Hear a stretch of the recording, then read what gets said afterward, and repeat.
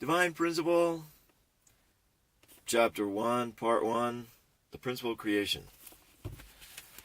Throughout history, people have anguished over the fundamental questions of human life and the universe, without arriving at satisfying answers. This is because no one has understood the root principle by which humanity and the universe were originally created. To approach this topic properly, it's not enough to examine resultant reality. The fundamental question is that of the causal reality. Problems concerning human life in the universe cannot be solved without first understanding the nature of God. This chapter deals extensively with these questions. Section 1. The dual characteristics of God and the created universe. The dual characteristics of God. How can we know the divine nature of the invisible God? One way to fathom his deity is by observing the universe, which he created. Thus St. Paul said, ever since the creation of the world, his invisible nature, namely his eternal power and deity, have been clearly perceived in the things that have been made, so they are without excuse, meaning those that crucified the Lord of glory. Just as a work of art displays the invisible nature of its maker in a concrete form, everything in the created universe is a substantial manifestation of the quality of some quality of the Creator's invisible divine nature. As such, each stands in a relationship to God. Just as we can come to know the character of an artist through his works, so we can understand the nature of God by observing the various things in creation. Let's begin by pointing out the common elements which are found universally throughout the natural world. Every entity possesses dual characteristics of yang, masculinity, and yin, femininity. It comes into existence only when these characteristics have formed reciprocal relationships, both within the entity and between it and other entities. For example, subatomic particles, the basic building blocks of all matter. They possess either a positive charge, a negative charge, or a neutral charge, formed by the neutralization of positive and negative constituents. When particles join each other through the reciprocal relationships of their dual characteristics, they form an atom. Atoms, in turn, display either a positive or a negative valence. When the dual characteristics with one atom enter into reciprocal relationships with those of another atom, they form a molecule.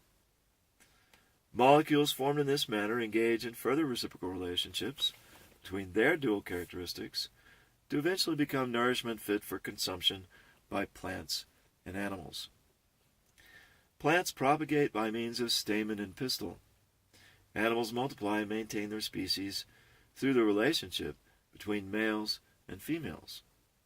According to the Bible, after God created Adam, he saw that it wasn't good for the man to live alone.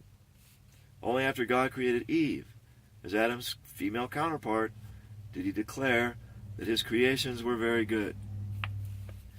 Even though atoms become positive or negative ions after ionization, each still consists of a positive nucleus and negative electrons in stable unity.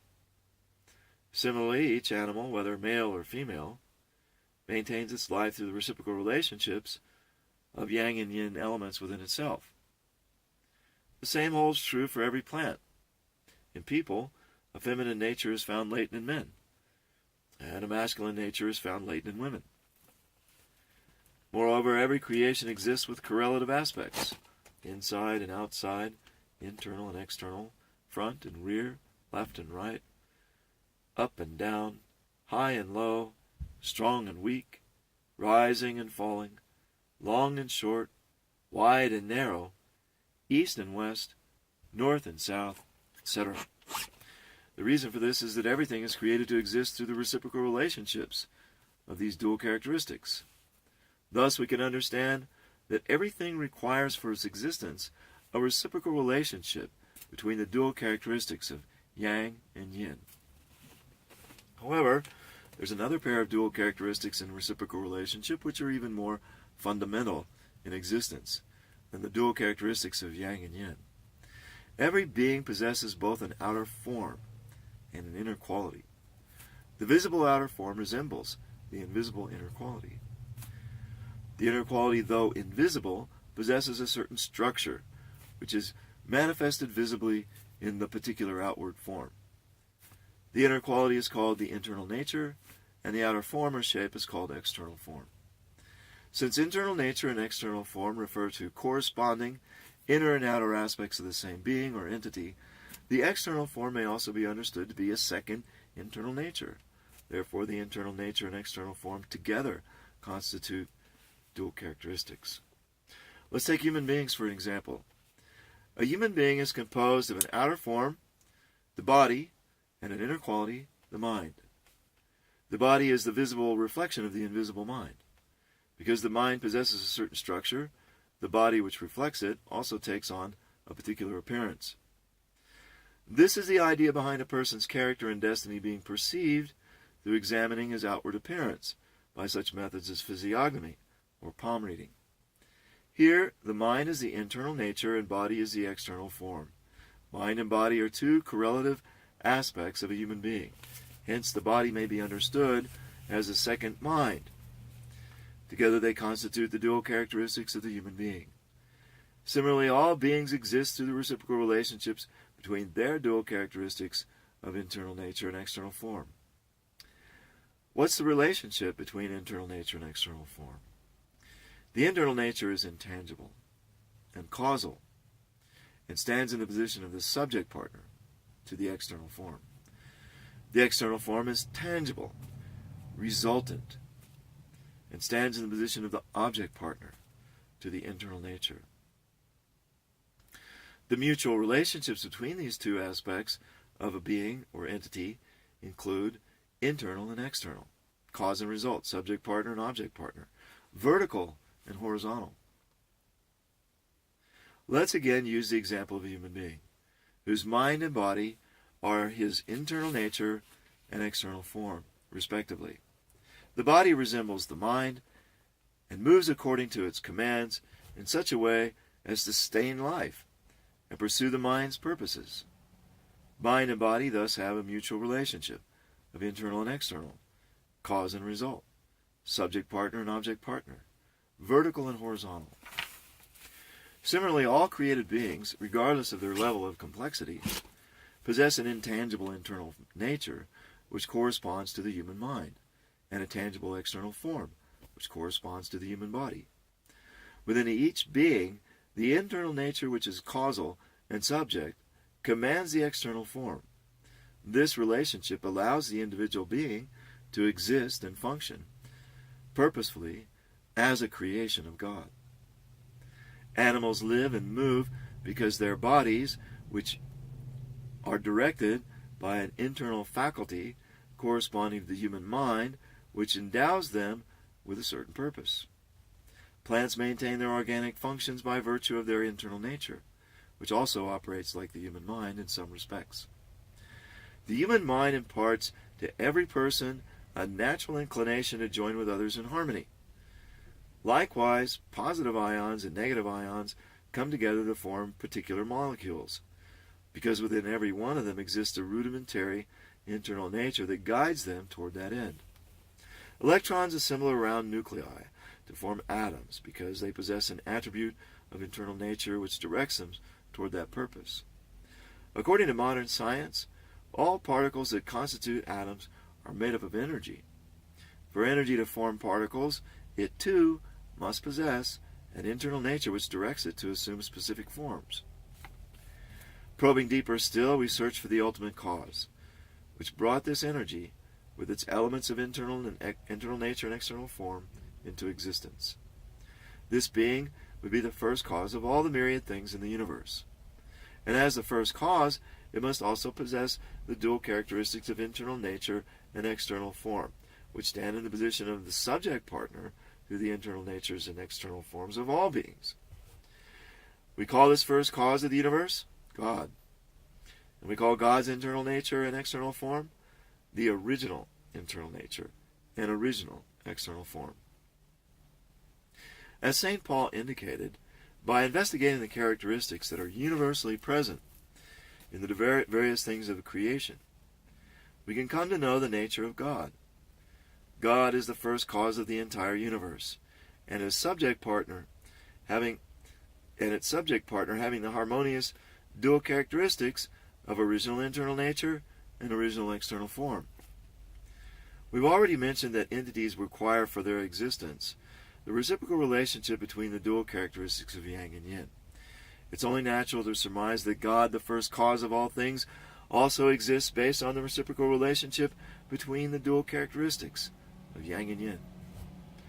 The verse, "So God created man in his own image. In the image of God he created him. Male and female he created them," supports the idea that God is the subject partner, with dual characteristics of yang and yin in perfect harmony.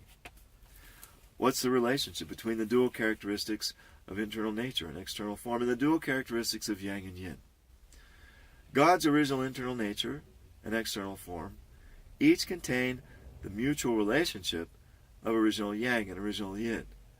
Therefore, original yang and original yin are attributes of original internal nature and original external form. The relationship between yang and yin is similar to that which exists between internal nature and external form. Yang and yin thus have the following mutual relationships: internal and external, cause and result, subject partner and object partner, vertical and horizontal. For this reason it's written in Genesis that God took a rib from the man Adam and created a woman, Eve, to be his helper. In this case, the yang and yin of God were manifested in masculinity and femininity. A human being attains perfection when he enters his life when he centers his life on his mind. A human being attains perfection when he centers his life on his mind. Likewise, the creation becomes complete only when God stands as its center.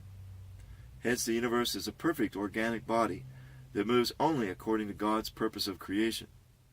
As one organic body, the universe exists in a relationship of internal nature and external form, with God as the internal nature and the created universe as the external form. For this reason, it's written in the Bible that human beings, who are the center of the universe, are created in the image of God. Before the creation, God existed alone as the internal and masculine subject partner. He therefore created the universe as his external feminine object partner. This is supported by the Bible verse which states, "Man is the image and glory of God."